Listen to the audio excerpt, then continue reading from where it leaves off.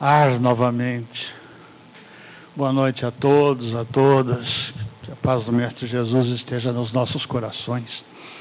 Eu convido a todos para cerrarmos os nossos olhos materiais, olharmos para dentro do nosso eu espiritual e fazermos uma prece ao Pai poderoso, ao Deus de amor, que nos permite estarmos aqui reunidos depois de um dia de trabalho, ao nosso querido Mestre Jesus e aqueles seus espíritos socorristas, os benfeitores desta casa, aqueles que nos orientam e que nos intuem e que possam estar juntos a nós durante esta reflexão desta noite, de forma que possamos alargar os nossos pensamentos além do que foi dito e pelo que foi captado por cada um de nós, levando essas palavras, principalmente as palavras do Mestre, para dentro da nossa consciência e do nosso coração. Muito obrigado. Bom, meus queridos amigos, eu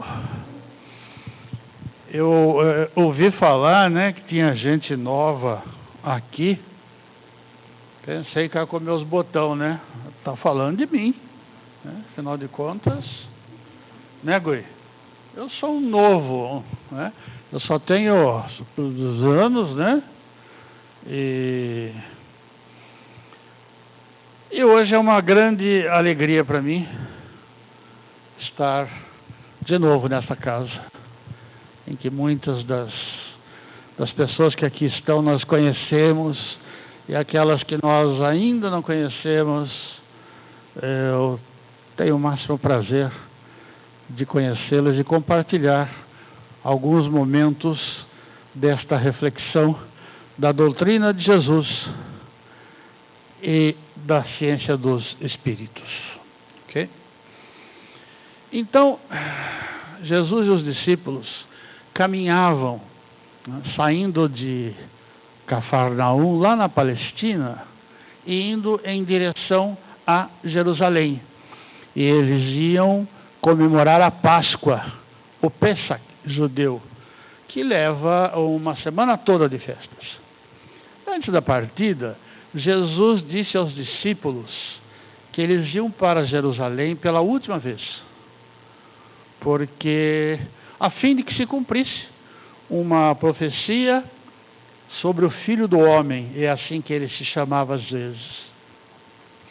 E ele alertou para que, lá chegando em Jerusalém, ele seria entregue aos romanos, seria escarnecido, seria injuriado, seria açoitado, seria crucificado, morreria na cruz e ressuscitaria no terceiro dia. Lucas nos diz que os discípulos que estavam com Jesus não entenderam bem. Eu acho que é mais do que não entender, é tentar não entender, porque àquelas alturas já havia 3 anos de uma convivência tão maravilhosa entre Jesus e os discípulos. E Jesus vai a Jericó, deixando a Galileia, ele se dirige para a terra da Judéia, para a cidade de Jericó. Por favor, Leonardo, o primeiro. Então, nós sabemos que a Palestina, ela divide-se em 3 grandes regiões, 3 grandes estados. Lá em cima está a Galileia, no meio está a Samaria, e a Samaria eles não são considerados judeus, E aqui embaixo está a Judéia, e é na Judéia que está a Jerusalém. A distância entre Jericó e Jerusalém, por favor, o segundo, Léo. Se você fizer o caminho que todos fariam, que sai lá do mar, lá Cafarnaum, e desce em linha reta e chega em Jerusalém, é sem dúvida o caminho mais rápido, mais curto. Mas como nós vamos descobrir, Jesus vai fazer um caminho por Jericó. E o caminho por Jericó é esse que vem margeando aqui para chegar em Jericó, que está quase na divisa, né, dos nabateus. E depois ele tem que ir para Jerusalém. Terceiro, por favor. Bom, de Cafarnaum a Jerusalém em linha reta são 100 metros de diferença e uma distância relativamente curta. Mas se você fizer de Cafarnaum para Jericó, você vai sair de uma altitude de 700 metros, acima do nível do mar, e vai a menos 270 metros abaixo do nível do mar. Porque Jericó está naquele vão, naquele valo, naquele buraco do Mar Morto. E é a maior profundidade na superfície da Terra. O Mar Morto tem 400 metros de profundidade. E depois ele tem que sair dos menos 270 e ir lá para cima nos 800 para voltar a Jerusalém. Então, sobre todos os aspectos, era uma viagem passando por Jericó que fazia os discípulos perguntarem: por quê? Por que o mestre está nos levando para Jericó? Um outro aspecto que pesa nesta pergunta, nessa curiosidade dos discípulos, é que no Antigo Testamento, ou desde o Antigo Testamento, né, o Jericó é tido como a cidade dos filisteus.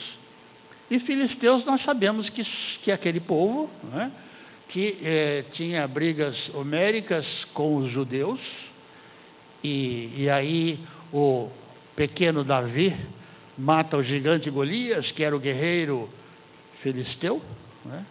E o Davi é aquele que vai dar início à casa de Davi, de onde Jesus é um descendente, okay? Mas as coisas começam por aí. Então, Palestina significa, transcrição literal, Palestina significa terra dos filisteus.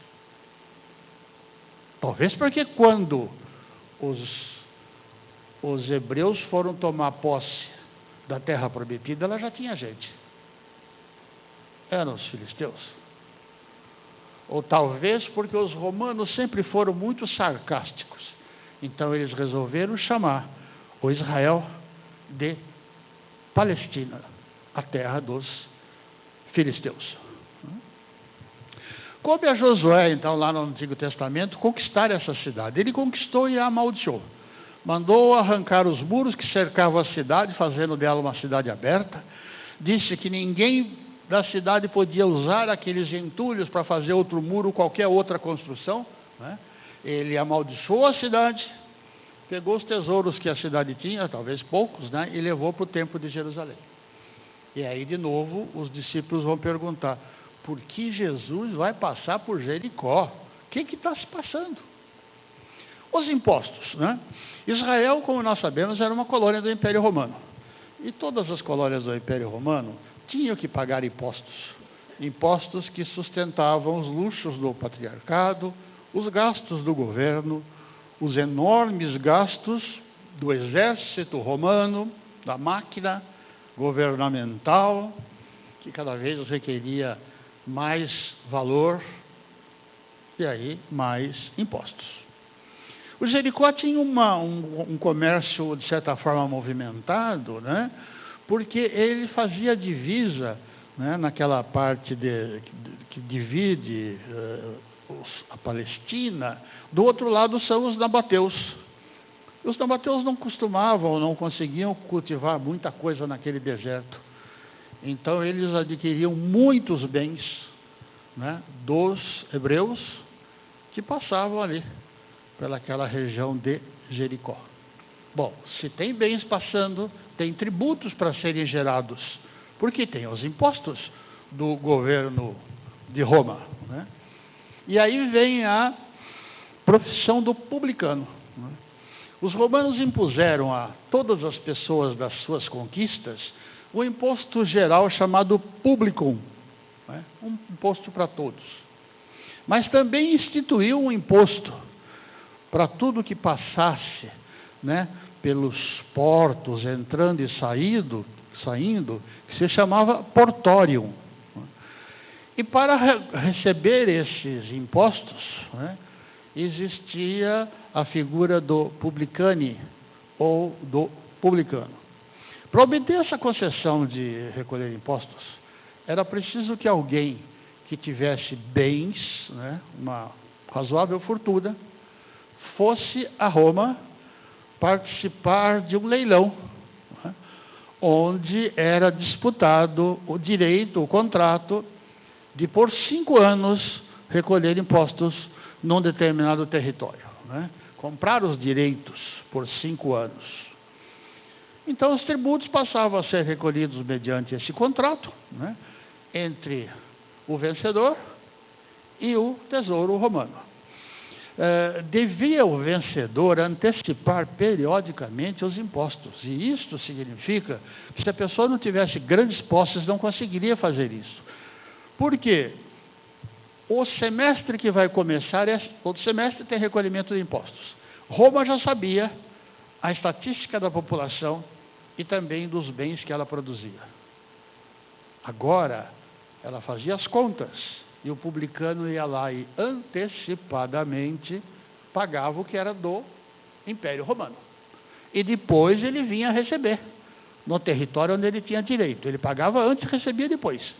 Portanto, essa era uma compra de contrato que restringia apenas aqueles homens de negócio, né?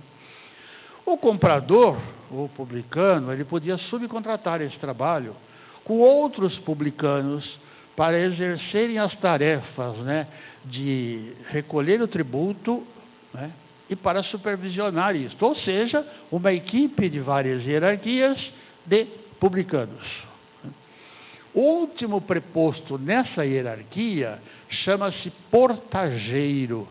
E quem nos dá essa informação é Allan Kardec, no Evangelho, no início do Evangelho. Então, esse portageiro era uma espécie, né, de cobrador de pedágio e de cargas de passagem que ficava às portas das cidades. Bom, do total arremessado por arrecadado por essa hierarquia, né, retirava-se o pagamento daqueles que estão abaixo da hierarquia, pagá-los. E o que sobrasse pertencia ao publicano, que detinha o contrato. Mas quando ocorria 1 ano ou 2 de seca, o publicano tinha que tirar dinheiro da sua fortuna e ir lá depositar para Roma. Se ele não fizesse, ele perdia a posse do contrato, né? Como Roma sempre recebia o que era dela, ela não tinha nenhuma preocupação em fiscalização. Como resultado, cada publicano nessa hierarquia sobretaxava os impostos para aumentar a sua parte. O que fazia com que, ao exorbitar dessas taxas, um publicano lá da escala rapidamente construía uma fortuna pessoal. Zaqueu. Na região de Jericó, o publicano que tinha contrato com Roma chamava-se Zaqueu, ou Zacaios, em hebraico, mas em grego ou em hebraico a palavra quer dizer puro, justo. E quando a gente analisa estes simbolismos dos fatos e das parábolas de Jesus, observa, né, como diria Fernandinho, que está nas entrelinhas. Antes de começar a falar do Zaqueu, nós já sabemos que ele é justo e puro, né? O Zaqueu era um empresário e ele conseguiu a sua fortuna inicialmente pelos seus negócios particulares. Os judeus tinham com os publicanos a ideia de que eles eram impuros porque eles faziam negócio com Roma. Eles trabalhavam com o dinheiro de Roma, portanto, eles tinham que ser impuros. E esta impureza do dinheiro está representada no templo. Porque quando um judeu queria fazer uma oferenda, para comprar a oferenda, ele tinha que ir a um cambista e trocar, né, o dinheiro que circulava, e que já era provavelmente impuro, pelo dinheiro do templo. E aí ele podia comprar a oferenda. E é claro, né, que o cambista também tinha a sua parte nesse negócio, ok? Então eles consideravam o publicano um traidor da pátria, uma vez que para os judeus só havia um imposto legal, aquele dízimo que eles recolhiam diretamente aos sacerdotes do templo. Raros judeus dirigiam a palavra a um publicano. E quando o faziam por extrema necessidade, eles não faziam questão nenhuma de mostrar o desprezo que eles sentiam por essas pessoas que eles intitulavam inimigos do povo. A convivência social também era muito difícil, porque o publicano só tinha convivência com os outros publicanos que moravam na cidade ou na região. O resto do povo não quer falar com eles. E isso se estende à sua esposa, à sua família. De forma que um publicano estava sempre com o isolamento social, né, para si e para a sua família. A mudança exterior de Zaqueu e as notícias de Jesus. Zaqueu, há muitos anos, iniciara um processo de reflexão íntima, de reflexão profunda. Ele buscava uma maneira de compensar as atitudes reprováveis que ele teve no passado, na condição de coletor de impostos. E era tempo de mudanças para Zaqueu. Nesse território de grande pobreza, Zaqueu percebeu que ele tinha que investir na terra de forma a dar emprego para as pessoas, né, para que elas tivessem recursos para manter as suas famílias. E ele passa a desenvolver em caráter permanente, né, a agricultura e a criação de ovelhas, a extração do vinho, das azeitonas, e de todas essas atividades que ele cria de forma permanente, ele contrata pessoas da terra para trabalhar com ele por um valor significativo, um valor muito maior do que era o valor corrente na época, de tal forma que até das cidades próximas vinham pessoas pedir emprego para Zaqueu. Nessa época, Zaqueu ouviu uma notícia alvissareira, né? Ele fica sabendo que o Rabi da Galileia está se aproximando da cidade.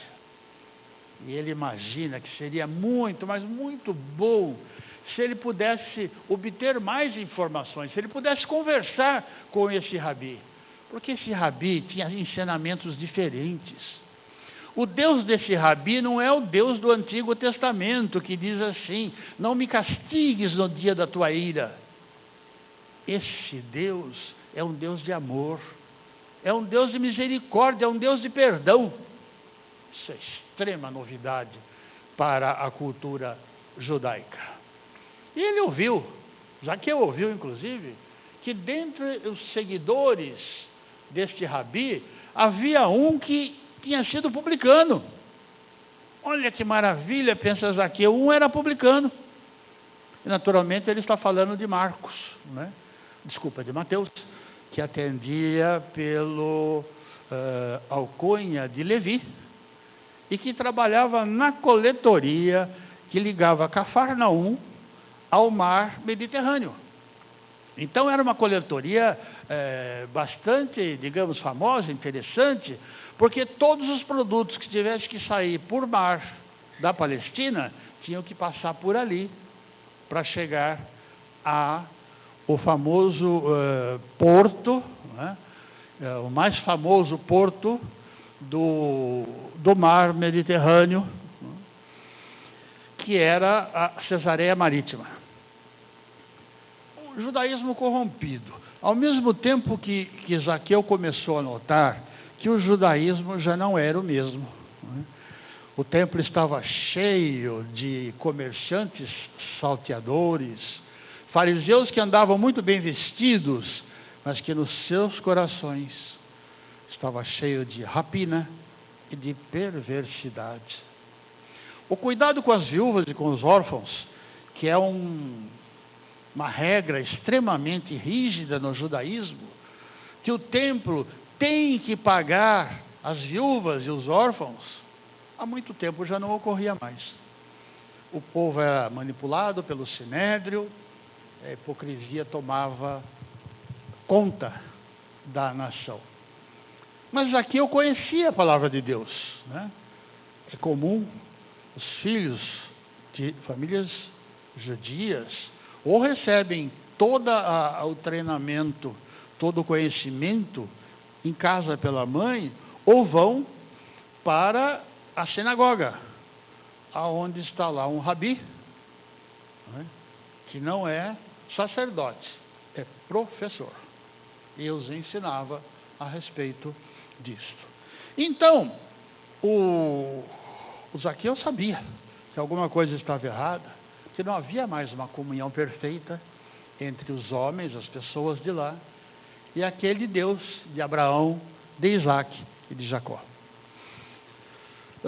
Exageros e preconceitos, né? A ideia de que para ser discípulo de Jesus era necessário renunciar a todos os seus bens, transformou-se num tema recorrente, num tema de discussão quase diária, né? E a pregação de Jesus, a pregação que Jesus fez sobre os perigos da ganância e do apego ao dinheiro, foi sendo transformado, foi sendo alterado, né? E nasceu dali a condenação de qualquer valor pessoal, no entendimento de vários discípulos. A tal ponto que muitas vezes foi Jesus obrigado a intervir nas conversas, nas discussões dos discípulos, para pôr fim a contendas. De vez em quando Tadeu, que era irmão do Tiago menor, parecia que ele queria impor aqueles assistentes das explanações de Jesus, né, das pregações do lago, que eles entregassem todos os seus bens aos necessitados. Filipe também, ele não vacilava em afiançar que ninguém deveria possuir mais do que uma camisa, e que isso era uma obrigação de tudo dividir com os infortunados, privando-se cada vez mais dos bens dispensáveis à vida. Filipe também começou a exigir das pessoas que participavam, que assistiam às pregações de Jesus, que vendessem todos os seus bens e distribuíssem aos pobres. Mateus, aquele ex-publicano, né, ele reforça essa tendência com as suas narrações do tempo em que ele estava lá na coletoria. Dizia que conhecia homens abastados que choravam na coletoria como crianças para imitar miseráveis mendigos e não pagar a parte dos impostos. E que ele sabia de outros que estendiam a mão à caridade pública, mas que eram proprietários de grandes extensões de terra. Aí Simão Pedro diz: olha, tudo isso é verdade. Entretanto, Deus nos inspirará sempre nos momentos oportunos. E tudo isso não é razão para que nós abandonemos os realmente desamparados. Mateus, porém, não se dava por vencido e ele retrucava: é impossível não viciarmos as pessoas, né, com esse sentimento de piedade.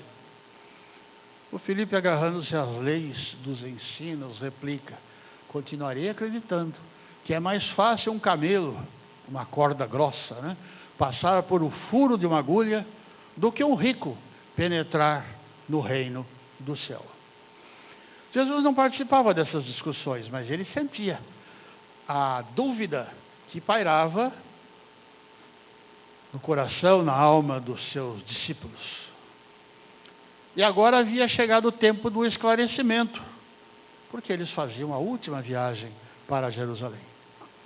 Em Jericó, Jesus sabia que os discípulos participariam de uma cena, daquilo que didaticamente chamamos de psicodrama, né, onde eles terão oportunidade de aprender que a riqueza não é de todo inútil e que o preconceito é um vício de caráter. Como preparação para a lição que os discípulos iam receber lá em Jericó. E antes de chegar lá, Jesus conta no caminho para eles a parábola do publicano e do fariseu, né? Aquela que ambos estão no templo orando, né? Está o fariseu lá na frente com as mãos para cima e alto dizendo, né? Ó Senhor, tende piedade de mim, mas eu não sou como o publicano, ladrão, injusto e adúltero, né? Lá no fundo estava o publicano, que quase nem olhava para cima, né? E dizia mais baixinho: ó Deus, tem misericórdia de mim, pecador. E Jesus conclui a parábola dizendo que aqueles que se exaltam serão humilhados, e que os que se humilham serão justificados, exaltados. Caía a tarde, os estabelecimentos comerciais estavam fechando as suas portas, as pessoas voltando para suas casas, os peregrinos buscando os pernoites. Zaqueu também findara o seu trabalho e estava caminhando para chegar na sua casa. Mas de repente, romeiros de várias procedências entram na cidade, anunciando que o Rabi da Galileia estava entrando na cidade. Excitados, gesticulavam e contavam como Jesus havia acabado de curar um cego de nome Bartimeu, que coletava moedas, que coletava donativos na entrada de Jericó, mendigava na entrada de Jericó. Não longe vai aparecer uma multidão acompanhada do carpinteiro Galileu. Zaqueu se acercou daquela multidão, empolgado pelas possibilidades desse ambicionado encontro. Mas Zaqueu era uma pessoa de estatura física pequena. Nem pulando ele conseguia encontrar Jesus no meio da multidão. E ele, tomado de uma resolução firme do coração, temendo perder esta oportunidade única, corre à frente do povaréu, sobe num velho sicômoro e aguarda a passagem do mestre. Um sicômoro, também conhecido como figueira brava, né? É uma árvore em tudo parecida com uma figueira, porém ela não produz frutos comestíveis.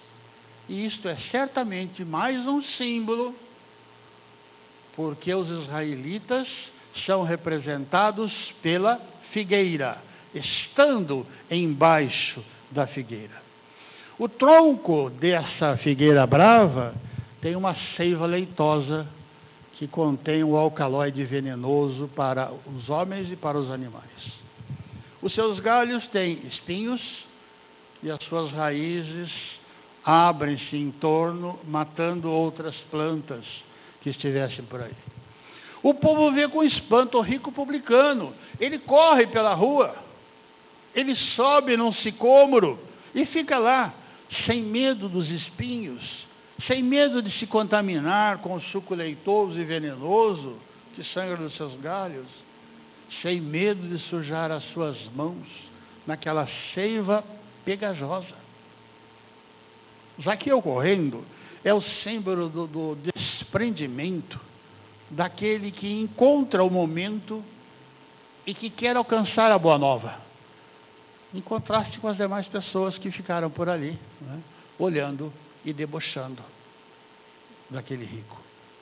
Zaqueu subindo na figueira é o símbolo de como nós devemos usar os recursos materiais disponíveis para que nós possamos alcançar os nossos desejos espirituais, sem, contudo, nos contaminarmos com eles. Finalmente, o encontro com Jesus. De repente, a multidão chega a Zaqueu. Zaqueu, do alto da figueira, está com o coração batendo aqui na garganta, pronto para sair da boca.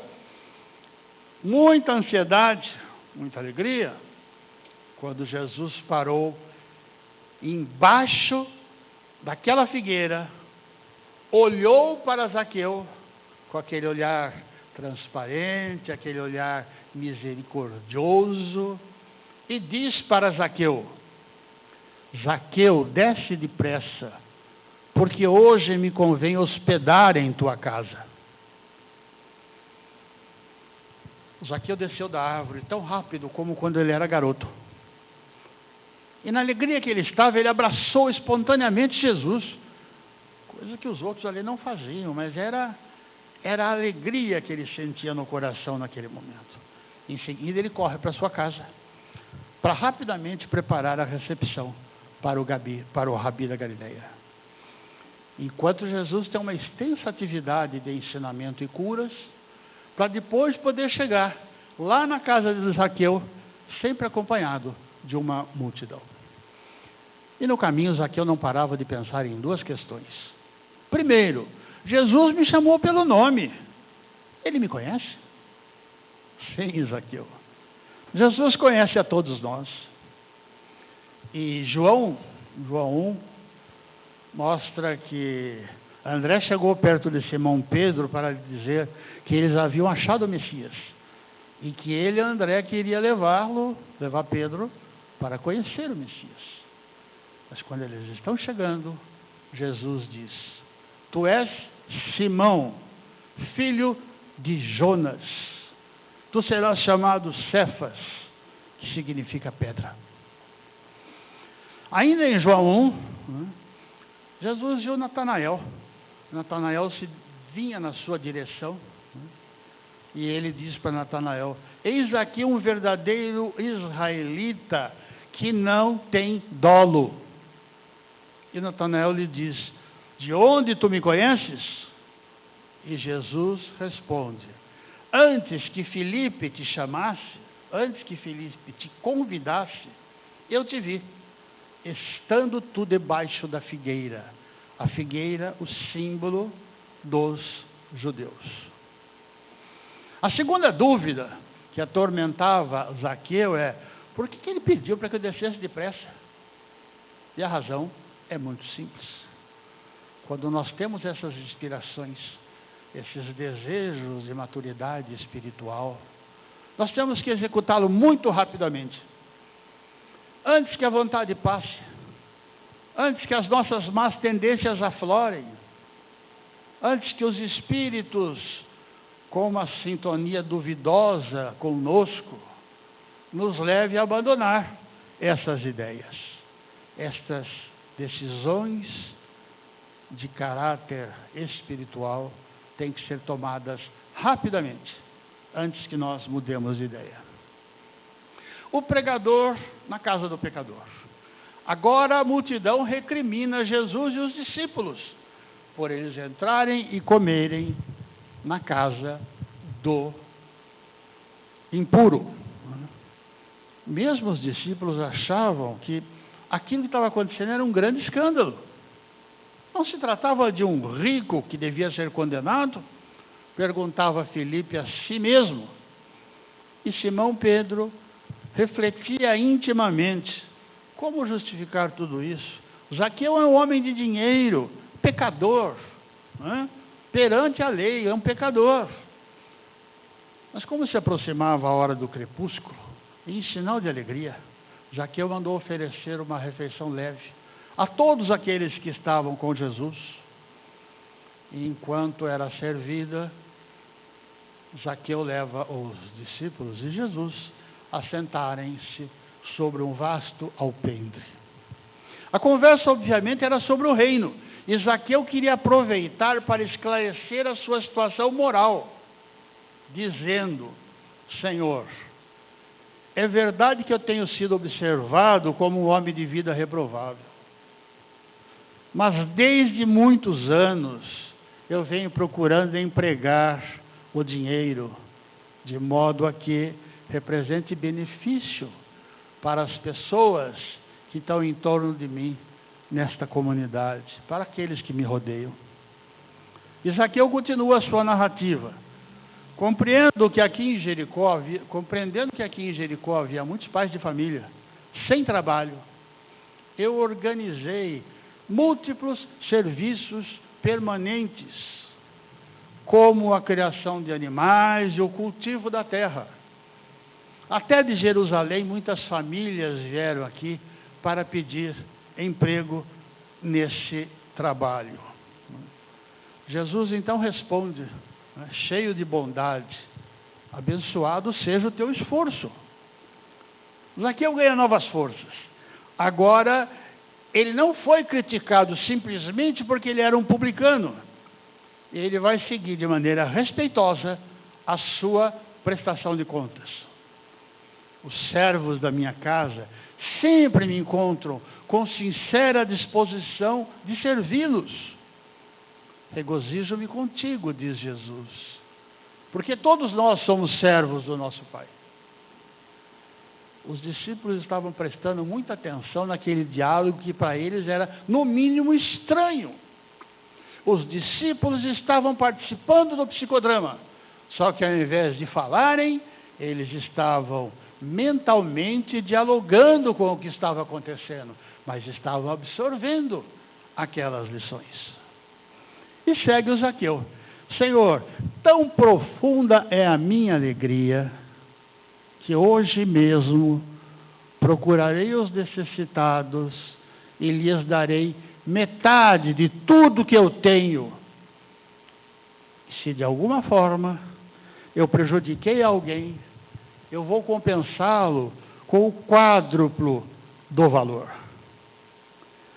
Aí Jesus o abraça, com um formoso sorriso e responde: bem-aventurado és tu, que agora contemplas a salvação dentro da tua casa.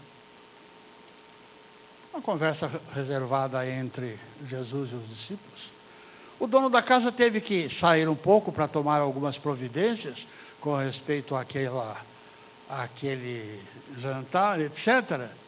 E Pedro e os outros discípulos disparam uma chuva de perguntas sobre o significado daquela cena excepcional que eles estavam assistindo. Por que tanta aprovação com o rico mesquinho?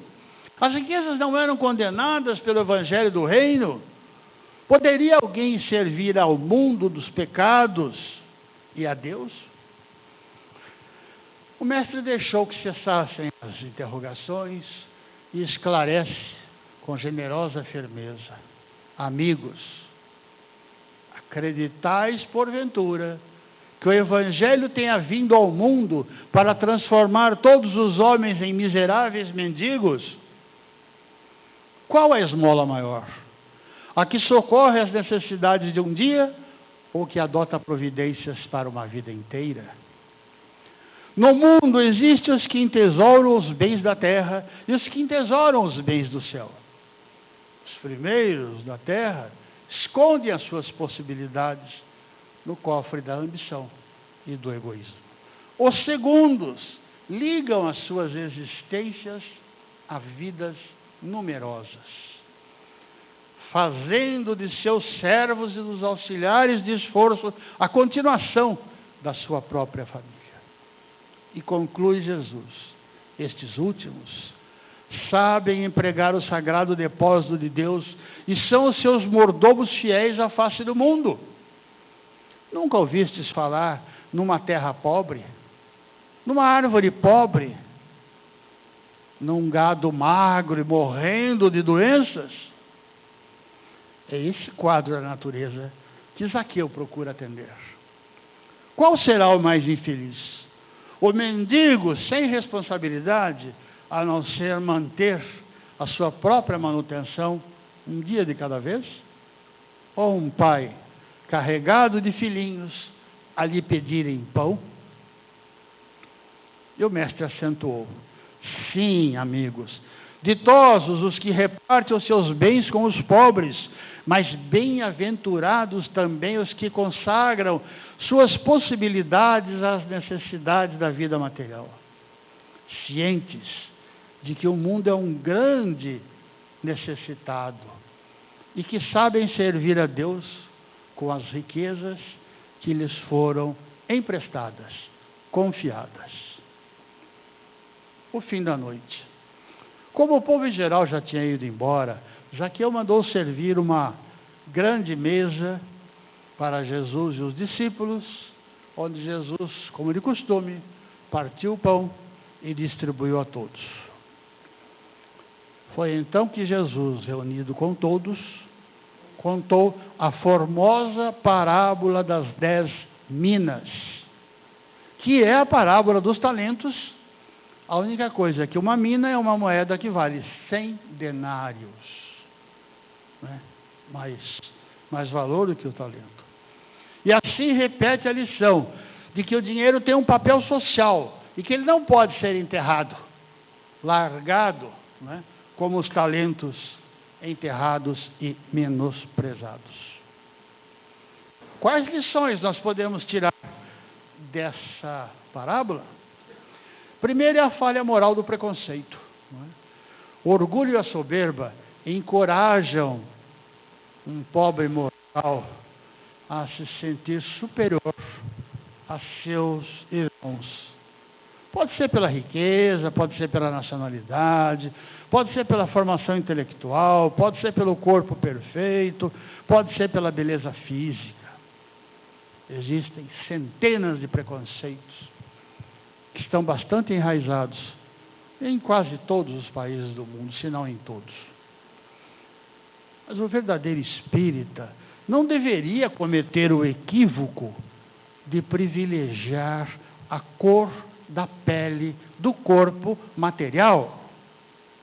Acreditar que um corpo de cor azul vale mais do que um corpo de cor verde é dizer que um carro de cor azul é melhor que um carro de cor verde, porque em ambos os casos, na pele ou no carro, o que conta, o que dirige, o que comanda é o espírito que está ali, encarnado naquele corpo ou dirigindo aquele carro. Segundo, como nós podemos receber Jesus em nossa casa? Nós podemos tirar algumas lições que Zaqueu fez do que aconteceu. A primeira é que ainda hoje Jesus pode pedir para pernoitar em nossa casa corporal. Ou pode permitir que nós habitemos o seu reino, porque nós não sabemos o que será do amanhã. Pode ser hoje o último momento para nós voltarmos à terra da verdadeira vida. João 10, 7 relata Jesus dizendo: eu sou a porta, quem entra por mim será salvo. Kardec comenta no Evangelho segundo o Espiritismo que muitos pontos do Evangelho são ininteligíveis, parecendo alguns até irracionais, por falta da chave que faculte entender o verdadeiro sentido. Então, Jesus afirma que é preciso nascer de novo. Kardec nos diz sobre a lei da reencarnação. Jesus reporta-se às outras moradas do Pai, e o Kardec menciona os diversos mundos por onde nós espíritos migramos. E Emmanuel conclui: Jesus é a porta, Kardec é a chave. Como receber Jesus em nossa casa? Retificando os nossos pensamentos, substituindo nossas más tendências do passado por virtudes morais, né? Preconizando por Jesus o amor, a caridade e a simplicidade. Por último, a consequência do apego à riqueza. A parábola ensina que a riqueza cobra tributos. Ela facilita a aquisição de bens materiais, mas ela dificulta a aquisição de bens espirituais. E ela sempre nos trará a responsabilidade de administrar esses bens, como aqueles servidores que colocaram os talentos para trabalhar, e não como aquele que enterrou lá num cantinho do muro. Muito obrigado, meus queridos irmãos, irmãs. Muito obrigado pela oportunidade de compartilharmos juntos estas reflexões. Que a paz do Mestre Jesus possa acompanhar a todos no retorno aos seus lares. Que esteja essa harmonia, essa paz, essa concórdia nos nossos corações e que nós possamos dividir com aqueles nossos familiares que não puderam estar aqui conosco, mantendo um resíduo do perfume do amor do Mestre Jesus dentro dos nossos lares. Muito obrigado.